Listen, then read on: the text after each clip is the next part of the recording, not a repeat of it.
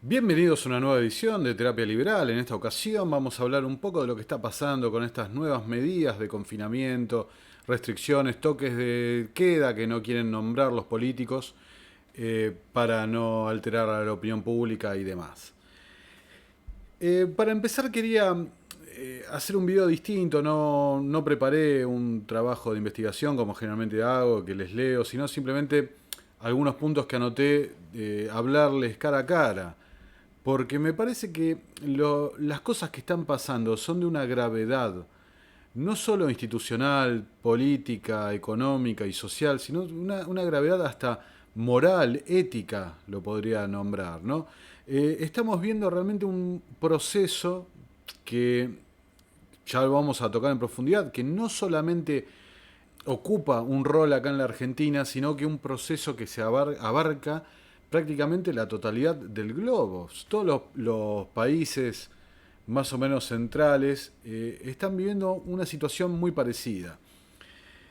Yo lo defino como la caída del modelo de democracia liberal, es decir, el modelo representativo, constitucional, un modelo que estaba planteado por los primeros pensadores liberales que sistematizaron una obra, que influyeron y escribieron estas constituciones, un modelo pensado para el respeto del individuo, pensado para la protección de la propiedad privada, pensado como principalmente como límite al poder, ¿no? Y dentro de esos límites al poder se puede nombrar la división de poderes, la publicidad de los actos de gobierno, la periodicidad de los actos de gobierno, de la alternancia en el poder. Todos esos elementos constituyen lo que se pensó originalmente como una democracia liberal. Ahora, luego de la Primera Guerra Mundial fue adoptando y creciendo en el mundo el modelo de Estado benefactor, de Estado de welfare state. Esta idea del Estado como principal respuesta prácticamente a todos los problemas de la vida. El Estado como dador de seguridad, como controlador, como padre, una figura paterna para todos nosotros. Entonces, estas dos visiones del mundo, la visión liberal, representativa, democrática, choca con esta visión socialdemócrata del Estado benefactor. Ludwig von Mises, por ejemplo, él hablaba de la imposibilidad de la tercera vía, que no existía un Estado que valore la libertad y al individuo y que asimismo reprima la propiedad privada. Entonces, a mi entender, lo que estamos viendo en esta época es el colapso, la caída de la máscara, donde se revela la verdadera naturaleza del Estado benefactor.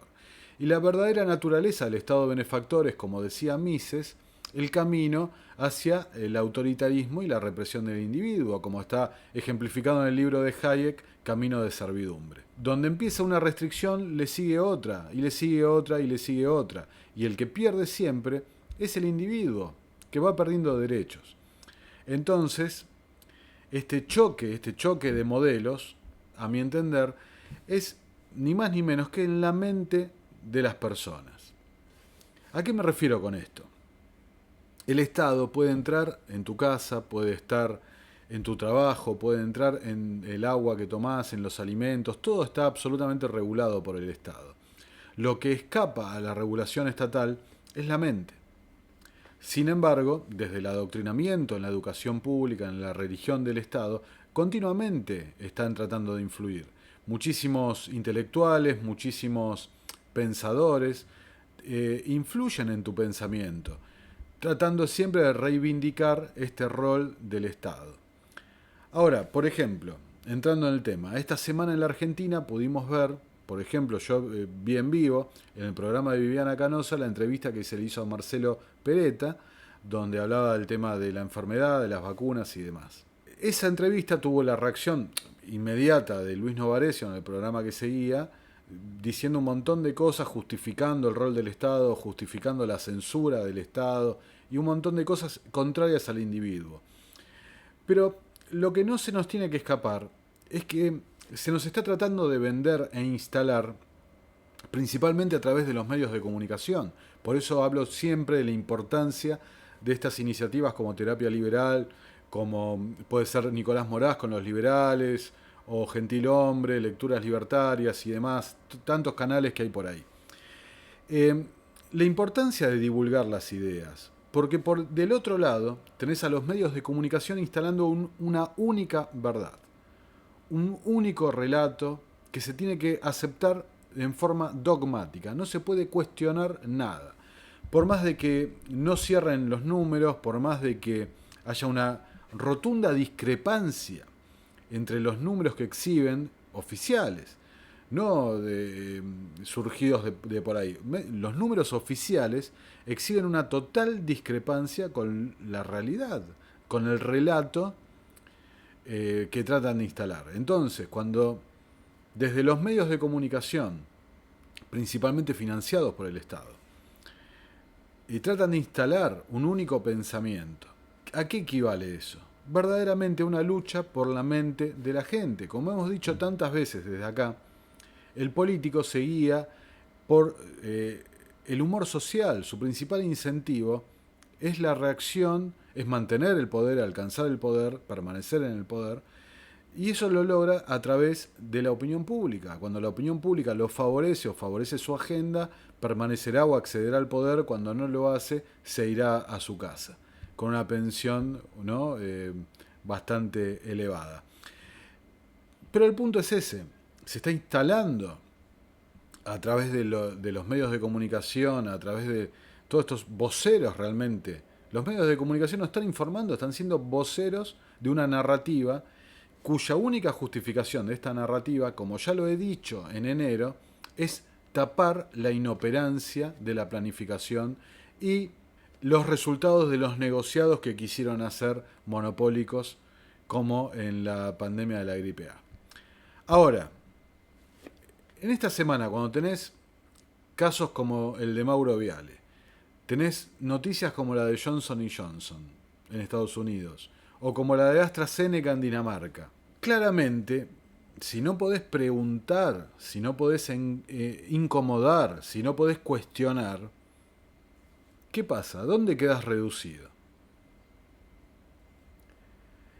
Ahora, insisto, si el propio Estado, ejerciendo el monopolio de la violencia, te va a censurar, no te va a permitir pensar diferente, no te va a permitir cuestionar, no te va a poder permitir ni siquiera contrastar noticias y números y cifras y datos de otros países, bueno, estamos perdidos realmente. El Estado ha avasallado todos los límites. Y quiero entrar con esto, lo que dije en la introducción, ¿no? La división de poderes, el sistema republicano, etcétera, etcétera.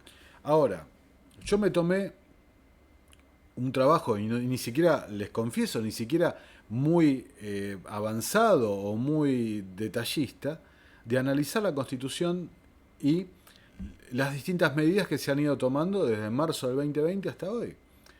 Y encontré la violación de por lo menos 22 artículos de la Constitución.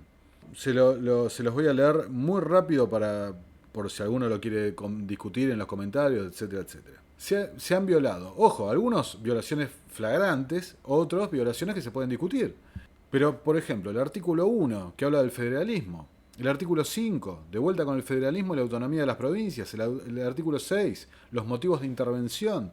El artículo 8, el artículo 10, el 14, 16, 17, 18, 19, 23, 28, 29, 32, 33, 36, 75, inciso 29, 76, 99, inciso 3, 99, inciso 16, 116 y 121.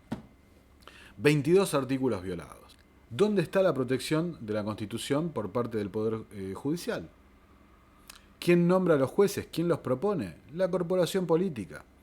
¿Dónde está el Poder Legislativo, el representante del pueblo, la Cámara de Diputados, velando por los intereses del pueblo? De vuelta, actúan como una casta. Entonces, ¿se acuerdan? Hugo Chávez, que iba con una Constitución chiquitita, chiquitita, y hacía su programa. La Constitución la escriben los políticos, la reescriben los políticos y la hacen en función y en servicio de sus intereses políticos. Volviendo al inicio, cuando estamos viendo en esta época, esta temporada, realmente de cambio de paradigma, un cambio de paradigma que ninguno de los que estamos vivos en este mundo hemos visto, que es el ascenso de una nueva superpotencia y el ocaso y el declive de otra. En estos tiempos de paradigma, cambio de paradigma, donde la potencia emergente tiene un modelo de control social, de colectivismo y de coacción sobre el individuo muy marcado y muy fuerte, elogiado por distintos organismos multilaterales y grupos de presión, acá se exhibe la realidad. El liberalismo clásico, con sus ideas de límites al Estado y rol del Estado a través de las constituciones, claramente ha fracasado. Ha fracasado. El liberalismo minarquista, de vuelta, es una imposibilidad. Entonces, ¿qué nos queda como individuos? ¿Qué nos queda realmente? Someternos a la acción, a la violencia y a la opresión pública, donde, como hemos visto ayer en las noticias, si andás en colectivo con tus 2 hijos te bajan apuntándote con un rifle de asalto, o empezamos a recuperar el poder que hemos delegado. Los políticos argentinos actúan como una suerte de monarquía, validada cada 4 años, ratificada cada 4 años, legitimada cada 4 años por la votación, el mero hecho del sufragio. El voto se ha convertido en el legitimador de cualquier exceso público. Entonces estamos en una época donde vamos a tener que tomar decisiones.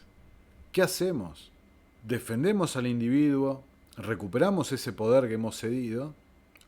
¿O adoptamos una sumisión frente a ese poder? Nos convertimos en esclavos, de casa al trabajo y del trabajo a casa, tributando en el medio. Es así de sencillo, no hay medias vueltas. De vuelta, como dije al principio, como decía Mises, no existe la tercera vía. O se está en un estado libre, donde se respete la voluntariedad, el individuo, la libertad y la propiedad, o se está en un estado que no tiene límites. Y desde que se ha invocado esta idea y ha prosperado esta idea del Estado benefactor, han encontrado siempre y todo momento la excusa para ampliar los límites del Estado. Esta es la encrucijada donde estamos hoy. Y no se equivoquen, la verdadera pelea, de vuelta, es por la opinión pública, es por la mente, el pensamiento del individuo. Que el individuo se someta por miedo, por desinformación, que el individuo acate sin chistar las órdenes y no se valore y no se respete. Yo, por lo menos, así no es como quiero vivir. No vine a este mundo para ser un súbdito, para ser un esclavo. Vine a este mundo para emprender mi proyecto, acertar, fracasar, lo que sea, pero emprender mi proyecto, no el proyecto de otro. Bueno, me despido tras este breve video, simplemente les quería hablar, les confieso que tenía preparado otros temas que había investigado muchísimo más, que había desarrollado, monografías como siempre hago, pero prácticamente me parece que todos los otros temas pierden importancia cuando estamos hablando de cosas tan trascendentales para nuestra vida y para nuestro futuro. Bueno, me despido y nos estamos viendo en una nueva edición de Terapia Liberal. Muchas gracias por estar ahí, por darle like, suscribirse al canal. Eso me ayuda un montón. Como saben, inclusive YouTube ha hecho el anuncio de que no solamente va a banear, censurar, dar de baja canales por un contenido que no siga las reglas de YouTube, sino que asimismo no es necesario que haya una violación a estas reglas. Simplemente, si no les gusta el contenido, la ideología del canal, lo van a cerrar. Así que, como siempre les digo, muchas gracias por estar ahí, por darle like, suscribirse al canal, compartir el video, y los leo en los comentarios. y nos estamos viendo en una próxima y nueva edición de Terapia Liberal. Muchas gracias por estar ahí.